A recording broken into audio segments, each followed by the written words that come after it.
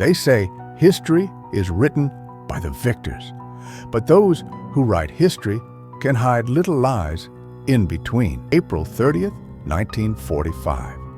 In Berlin, meters below ground, in a bunker, they claimed that perhaps the most cruel and ruthless man in the world had died.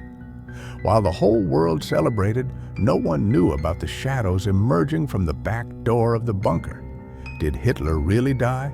Or did the historians write another story into the unseen pages of history? In 1964. In one of Argentina's remote mountain villages, an old man known to all the villagers as Uncle German gazes at the lake in the center of the village at the same time every day. Inside the silver watch in his hand is a name, but that name does not belong to the body that is said to have burned in that shelter in Berlin. What if I told you that the person who died in that shelter that day was not the murderer who plunged the world into chaos, but merely a stunt double? What if I proved that this was the greatest escape operation in history, and that this operation was carried out not via the rat runs, but right under the Allies' noses? Today, we will discuss not the false scenarios that official history wants us to know, but the hidden, dark scenario. April 1945. Berlin was in complete chaos. Every 10 seconds, the Soviets were pounding every corner of the city with artillery shells. 15 meters below ground, time had stopped in the concrete cage known as the Führer bunker. When Hitler sat down with his generals at the map for the last time on his 56th birthday, his hands were trembling. But he no longer had an army to save him. He was merely moving imaginary soldiers around on the map. A gloomy smell of death hung over the bunker. On one side were Goebbels and his family, loyal to the very end. On the other, high-ranking officers making escape plans. In the corridors, champagne was being popped and cyanide capsules were being tested. Hitler dictated his will and accepted that his dream of a 1,000-year Reich was nothing but ruins. On the night of April 29th, he hastily married Eva Braun. But this marriage was not a celebration. It was a grand farewell ceremony. At 3:30 p.m. on April 30th, a single gunshot echoed off the concrete walls of the bunker. Those who entered found Hitler with a bullet to his temple and Eva Braun dead from cyanide. The order was clear. The bodies must never fall into Russian hands. 200 liters of gasoline were poured over the bodies, which had been taken out into the bunker's garden. As Soviet bullets continued to fall into the garden, flames rose into the sky. All that remained of Hitler and his wife was a handful of unrecognizable bones and ashes. Official records state that the case was closed. However, there was a problem. DNA tests conducted in 2009 on the skull fragment found by the Soviets shocked everyone. The skull did not match Hitler's DNA. So, who was really burning in the garden that day? And more importantly, who was Hitler's closest friend and pilot, Hans Bauer, carrying in that mysterious plane that took off from the bunker that day? The plan was designed not only to replace a dictator, but also to fabricate a love story. On that final night in the bunker, there was a double not only for Hitler, but also for Eva Braun. What official history describes as they married and died was actually the greatest deception in history.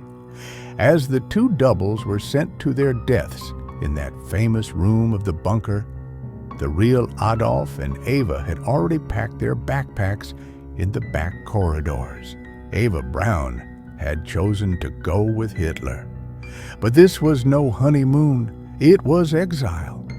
While people watched two bodies burn in the garden, the real couple advanced through the dark streets of the underground tunnels with no one else to trust but each other. Hitler had taken only his most important documents and his favorite painting with him. Eva had only a suitcase and the last scent of Berlin. As the plane took off, Eva Hitler looked out the window at her dreams turn into ashes. Berlin was destroyed. Germany was on its knees, but they were still alive. The mysterious plane that took off that night, mentioned in pilot Hans Bauer's memoirs, was carrying not just a dictator, but the most secretive couple in history. Their route took them first to Spain, then to a secret submarine in the middle of the ocean. For them, the world had stopped in 1945, but their new life would begin anew 10,000 kilometers away. But the escape would not end with just one flight. The real journey began with the ghost submarine waiting off the coast of Spain. For exactly 3 months, they traveled hundreds of meters below the surface of the Atlantic Ocean, completely cut off from the outside world. Most of the crew didn't know what they were carrying. They were only told it was special cargo, and their route was unknown. When they docked in San Mateus Bay on the desolate and rugged coast of Argentina on a July night in 1945, the world had long forgotten them. The address was Lake Nahuel Huapi, deep in Patagonia. Here, a secret mansion known as the Analco House had been built with German capital months before Berlin fell in the war. The locals never saw the owner of this house on the shore of the lake, but everyone knew the waltz music that seeped from the windows at night and the German-speaking guards patrolling the garden. The man inside was no longer the Führer, he was a ghost whose past had been burned and whose name had been erased. As the years passed, rumors in the village began to increase. The neighborhood baker said that he delivered the highest quality German bread to this house every week, and that the guards at the door always paid in German marks. In the early 1960s, around the time Israel's Mossad intelligence agency captured Adolf Eichmann in Argentina, the Analco house suddenly plunged into darkness.